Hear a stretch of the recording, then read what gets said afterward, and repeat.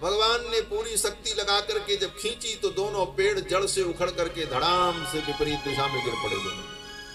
और गिरे तो दो दिशा में, एक इधर गिरा एक इधर गिरा, सामने नहीं गिरे।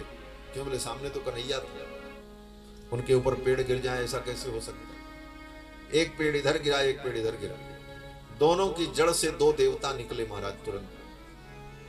और उन दोनों देवताओं ने भगवान की स्तुति की, प्रणाम किया और आकाश में चले।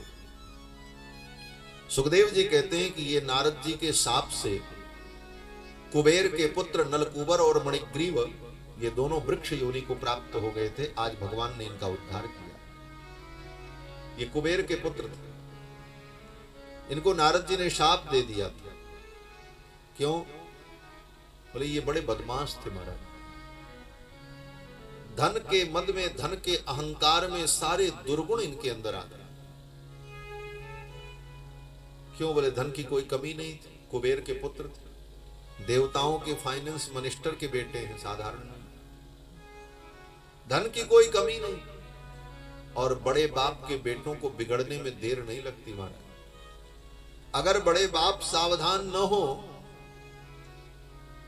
तो बच्चों को बिगड़ने में देर भी नहीं लगती, क्योंकि हर सुविधाएं उन्हें प्राप्त है। ये नलकूबर मणिग्रीव धन के मद में, पिता की संपत्ति और पद प्रतिष्ठा के मद में इतने उद्धत हो गए कि सारी मर्यादाएं भूल गए। और बड़े बाप के बेटों में दुर्गुण आता क्या है? बोले वही दुर्गुण जो प्रसिद्ध है, होटलिंग और बोतलिंग।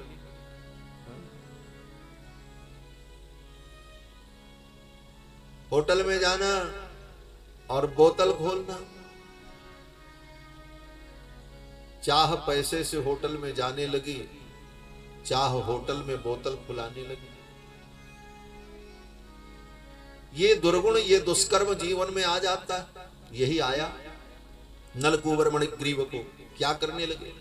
बोले बारुणी मदिराम पीत्वा, बारुणी मदिरा पी करके, और मदाघूर्णित लोचनौ, और फिर पीने के बाद जो दूसरा दुर्गुण आता है,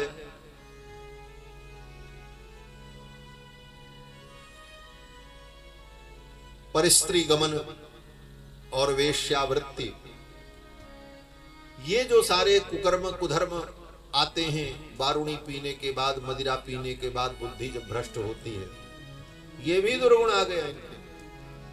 सुखदेव जी कहते हैं बारुणीम मदिराम पीत्वा मदाघूर्णित लोचनौ स्त्री जनैर अनुगायत चेरतु पुष्पिते बने।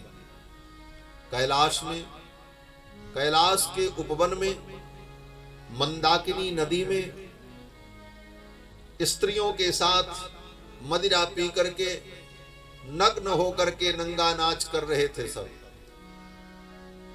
जैसे आज भी बड़े बड़े घर के लोग, पैसे वाले लोग, पैसे वालों के बच्चे बड़े बड़े होटल में और बड़े बड़े ऐसे जगहों पर जाकर के एकत्रित होकर वहां ऐसे दुराचार पापाचार करते हैं। आज भी होता है दुनिया में, बड़े बड़े शहरों में। बाद में रेड पड़ता है, छापा पड़ता है तो पकड़े जाते हैं, सब होता ही है। सुखदेव जी कहते हैं कि मदाघूर्णित लोचनौ स्त्री जनैर अनुगायत चेरतु पुष्पिते बने। उसी मंदाकिनी में नग्न होकर नहा रहे थे सब और खूब होल्ला मचा रहे थे। देवर्षि नारद उधर से आए। नारद जी को लगा कि अरे ये कितने उद्दंड हैं, शिष्टाचार भी इनको नहीं मालूम, निर्लज्ज निर्वस्त्र होकर इस प्रकार स्नान कर रहे हैं और इतना हा हा हा कर रहे हैं, हु कर रहे हैं। नारद जी ने डांटा कि शायद ये डर जाएंगे और सुधर जाएंगे, लेकिन नारद जी को देख करके उनका उपहास किया। नारद जी की हंसी उड़ाई। ए देखो बाबा आ गया, नारद आ गया, नारद आ गया। जैसे आजकल के नई उम्र के बच्चे आधुनिक शिक्षा में पले बढ़े संत महात्माओं का उपहास करते हैं, उसी प्रकार उन दोनों ने किया। तो साधु की अवज्ञा करना तो बड़ा खतरनाक होता है।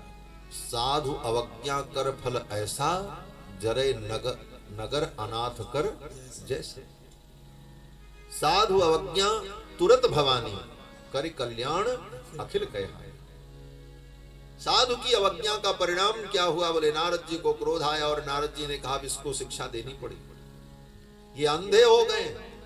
क्यों? बोले असत श्रीमदांधस्य, धन के मद में जब कोई व्यक्ति अंधा हो जाए और उसको आंखों से दिखाई न पड़े, उचित अनुचित का विवेक समाप्त हो जाए, तो उसके आंख के अंधेपन को दूर करने के लिए दरिद्रता का अंजन लगाना पड़ता है। नारद जी कहते हैं दारिद्र्यम परम अंजन, दरिद्रता का अंजन जब तक इसकी आंख में नहीं लगेगा तब तक इसकी आंख का दोष दूर नहीं होगा। असत श्रीमदांधस्य दारिद्र्यम परमंजनम। फिर तो नारद जी ने सोचा एक बार इनको दरिद्र बनाना पड़ेगा। जब ये दरिद्र बन जाएंगे, भोग लेंगे, तब बुद्धि शुद्ध हो जाएगी। नारद जी ने शाप दे दिया, बोले जाओ वृक्ष योनि को प्राप्त हो जाओ। शाप होते ही दोनों वृक्ष बन गए। चरणों में गिर करके प्रार्थना की पहले तो, महाराज मेरा उद्धार कैसे होगा? आपने शाप दे दिया। भगवान नारद को दया आ गई। देवर्षि नारद ने कहा जाओ, वृक्ष तो बनोगे लेकिन किसी और जंगल में नहीं, वृंदावन में वृक्ष बनो, गोकुल में। और भगवान कृष्ण की बाल लीलाओं का तुम्हें दर्शन होगा और एक दिन भगवान श्री कृष्ण तुम्हारा उद्धार करें। देखो, संत की अवज्ञा का परिणाम भयानक होता है, लेकिन व्यक्ति अपने अपराध को स्वीकार कर ले, क्षमा मांग ले, तो संत बड़े दयालु हृदय होते, वो अनुग्रह कर देते। इसको कहते हैं शापानुग्रह। शाप देने के बाद भी अनुग्रह करना। फिर ये अनुग्रह कैसा होता है? बोले ये अनुग्रह उस जीव का कल्याण कर देता है। नारद जी ने अनुग्रह कर दिया, बोले शाप तो दे दिया हमने, कोई बात नहीं, वृक्ष तो बनोगे लेकिन अब किसी ऐसे वैसे जंगल में वृक्ष नहीं बनोगे, वृंदावन में भगवान के धाम में और भगवान कृष्ण के द्वार पर, और कृष्ण की बाल लीलाओं का तुम्हें दर्शन होगा और भगवान कृष्ण के द्वारा तुम्हारा उद्धार होगा। ये साधारण अनुग्रह नहीं है। बड़े बड़े तपस्वियों को भगवान का दर्शन दुर्लभ, लेकिन नारद जी के शाप के कारण इनको कृष्ण का दर्शन तय हो गया, इनको कृष्ण का दर्शन मिलेगा। इसीलिए कहा साधु ते होई न कारज हानि, साधु से कभी नुकसान नहीं होता। किसी साधु महात्मा से अगर तुम जुड़ोगे तो चाहे उनकी डांट मिले, चाहे फटकार मिले, फिर भी तुम्हारा भला ही होगा, कभी नुकसान नहीं होगा। साधु ते होई न कारज हानि।